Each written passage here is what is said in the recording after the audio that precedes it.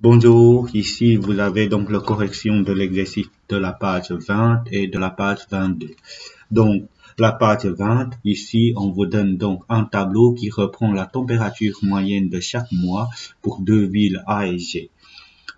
Pour construire donc les boîtes à moustaches, comme ce qu'on a fait pour déterminer la médiane, on doit commencer par classer donc tous ces données-là dans l'ordre croissance et après identifier donc les 5 éléments qu'on aura besoin et à la fin, on va faire la représentation. Donc, dans la première temps, donc pour la ville A, si je classe tout dans l'ordre croissant, j'aurai le plus petit, c'était -2, et après -1, 0, 3, 4. Après le 4, ça sera 10 et 10 qui revient deux fois, donc je dois noter deux fois 11. Après, après le 11, ça sera 19, 19, 21, 24 et 25. Donc 19, 21, 24 et 25. Je vais compter si j'ai bien tous les mois. 1, 2, 3, 4, 5, 6, 7, 8, 9, 10, 11, 12. C'est parfait. Donc, j'ai 12 valeurs. Donc, ça veut dire que j'ai bien classé toutes ces valeurs-là. Puisque ça, des fois, ça sera toujours intéressant de vérifier. Puisque lorsqu'on doit vraiment reprendre toutes les valeurs, des fois, on peut oublier une des valeurs et ça sera embêtant. Maintenant, on sait que ça, c'était la valeur minimale. Ça sera la valeur maximale. Et pour déterminer Q1, Q2, Q3, l'idéal, c'est de commencer par déterminer le Q2. On a 1, 2, 3, 4, 5, 6.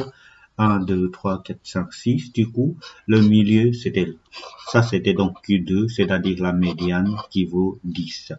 Ensuite, Q1, c'était le milieu de cette première morceau, ça se trouve ici. Entre 0 et 3, ça sera donc Q1 qui est donné par 1,5. Et après, donc le Q3, c'était donc entre 19 et 20, 19 et 21, j'ai 20. Ça, c'était pour le A. Je vais faire la même chose pour le G. Donc G, ah oui, là, ça doit être G. Donc, si je classe tout dans l'ordre croissant, j'aurai 4, 4, 5, 7, 9, pas 9, 8. Après le 8, j'ai 9. Et après, j'aurai 13 qui revient deux fois. 13, 13. Après le 13, j'aurai 17, 18, 19 et 20. Donc, 17, 18, 19 et 20. Et il reste encore le 23. Voilà. Comme ça, j'aurai 1, 2, 3, 4, 5, 6, 1, 2, 3, 4, 5, 6, donc j'ai les 12 mois, c'est parfait. Ça, c'était la valeur minimale. Ça, c'était donc la valeur maximale. Et après, nous avons de nouveau le milieu qui se situe là. Et par hasard, de nouveau, c'était deux températures identiques. Du coup, Q2, c'était égal à 13. Ici, Q1, ça sera donc 7,5. Et Q3, ça sera 18,5. Voilà. Avec ça, on pourra aller maintenant construire la boîte à moustache. Donc, pour construire la boîte à moustache, vous devez donc faire à la latte. Mais moi, ici, je vais vous montrer un mauvais exemple. Je sais bien que c'est pour une question de temps, en fait. Donc, là, on a -2, la valeur minimale. La valeur maximale, c'était 25. Et j'aurai le Q1 qui vaut 1,5, le Q2 qui vaut 10 et Q3 qui vaut 20. Voilà, du coup, on va représenter la boîte et les deux moustaches. Voilà. Et lorsqu'il y a un axe de graduation qui a été donné, n'oubliez pas de bien indiquer donc au niveau des unités, donc c'était en degrés Celsius. Ça, c'était pour la ville A. Maintenant, pour la ville G, la valeur minimale, c'était donc 4. Donc 4. Et la valeur maximale, ça sera 23. Et Q1 c'était 7,5, Q2 c'était 13 et Q3 c'était 18,5. Voilà. Je vais construire la boîte. Et puis les deux moustaches. Voilà, comme ça sera fait pour les boîtes à moustaches. Maintenant, pour la question ouverte. Si vous devez choisir une ville pour aller s'habiter, quel des deux choisirez-vous et argumentez vos réponses. Là, vu que c'est une question ouverte, il n'y a pas une réponse fixe et il n'y a pas une réponse qui est meilleure que l'autre. Tout dépend de vos arguments. Donc, vous devez argumenter avec des bons arguments statistiques. Et c'est ça que moi, je vais pouvoir vérifier imaginons que je vous demande ça à l'interrogation. Donc, moi, par exemple, je choisirai la ville G. Pourquoi? Puisque la température varie entre 4 à 23 degrés. C'est une zone de température que je me sens assez bien là-dedans. Alors, j'aime pas le ville A. Pourquoi? Puisque des fois, il fait en dessous de 0 degrés et je suis quelqu'un qui n'aime pas trop la froid. Alors, voilà, ça c'est ma réponse. Alors, il y en a peut-être des personnes qui aiment bien quand la température varie un peu plus et on a vraiment les 4 saisons, puisque là, on va pas avoir l'hiver, ça c'est sûr. Mais ici, il y a des gens qui aiment bien avoir les 4 saisons pour voir des différents paysages possibles. Dans ce cas-là, eux, ils vont peut-être choisir le ville A. Voilà. Ça, c'était donc pour la question de la page 20.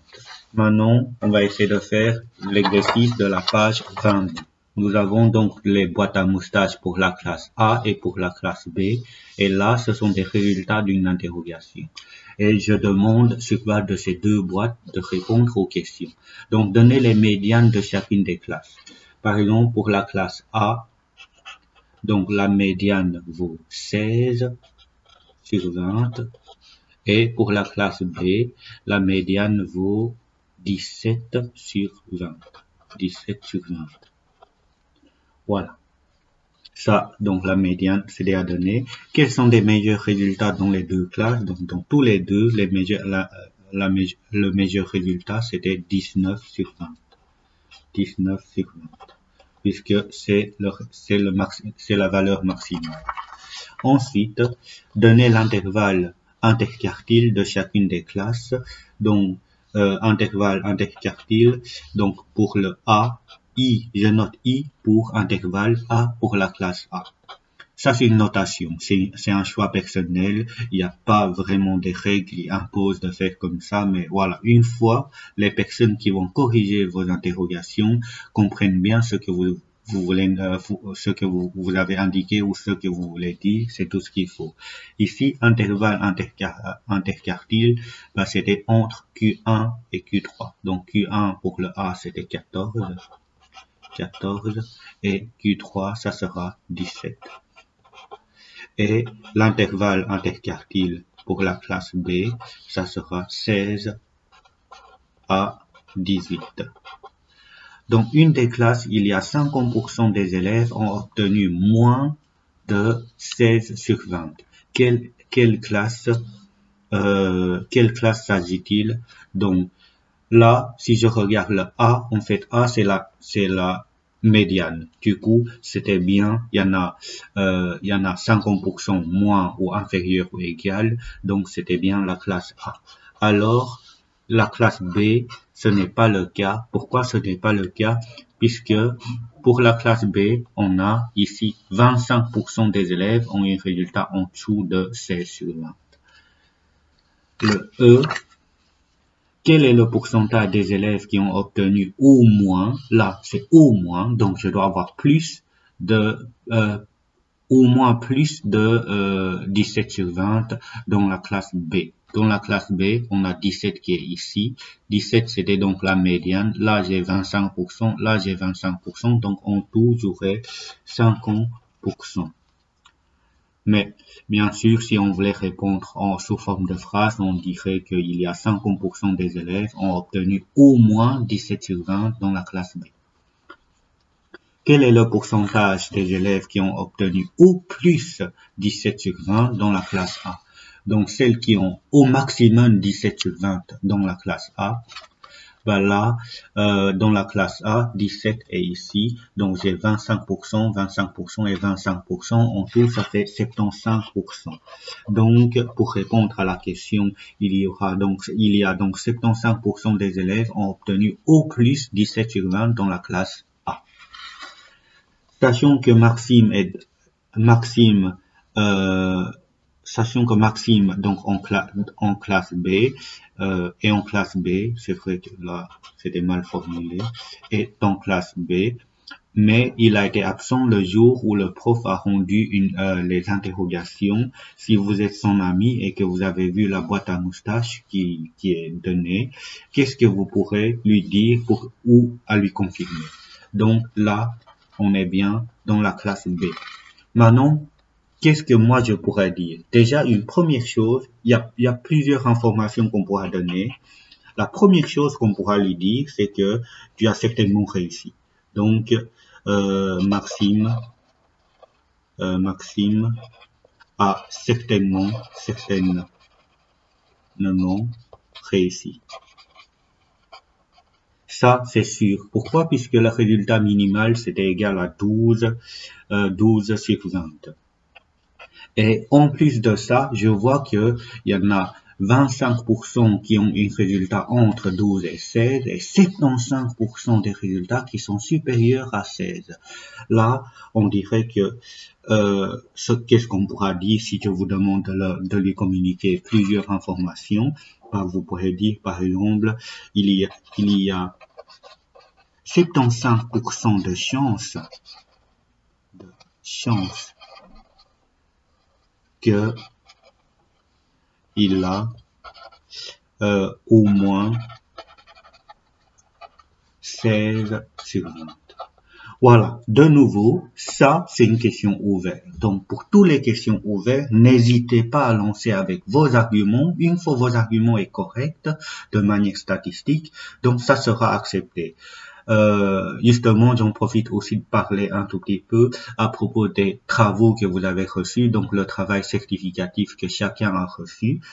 Pour ce travail, quand il s'agit des questions ouvertes, donc n'allez pas commencer à stresser, est-ce que c'est la bonne réponse ou mauvaise réponse.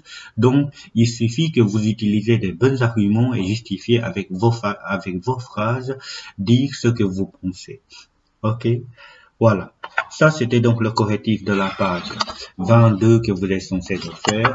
Maintenant, après avoir fait ces deux exercices-là, n'oubliez pas que il y a un travail côté, travail ou devoir côté que vous devez faire pour au plus tard ce samedi soir. Dans le mail précédent, je vous avais envoyé donc le lien de Google Forms. Donc là, ce sont des questionnaires que vous pouvez répondre directement sur Internet et c'était très similaire de ce que vous avez ici. Donc les réponses sont assez courtes. Vous devez juste encoder vos réponses et n'oubliez pas de cliquer sur envoyer à la fin. À propos de ce travail, je verrai donc si à la limite il faut un correctif sous forme de vidéo, je vais aussi vous le préparer. Ok, voilà, courage et bon week-end.